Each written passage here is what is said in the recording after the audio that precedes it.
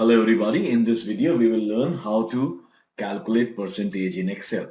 Well, to calculate percentage in Excel, we can use three ways and all of those three ways are listed over here. Like, for example, let's consider we want to find out what is 25% of 100.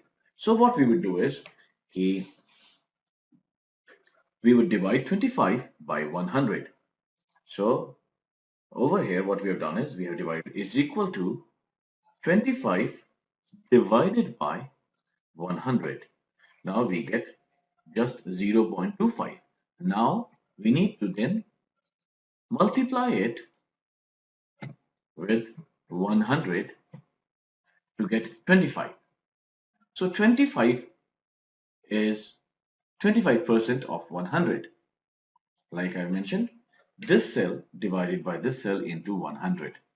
There is another way of going about it, which is wherein you divide 25 by 100 and you get 0.25, and then you select this cell by clicking on it and choose the percentage format, and it automatically becomes 25% like this, the way I have done it over here.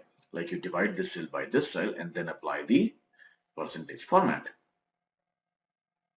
And you can hard code the values also, like is equal to 25 divided by 100.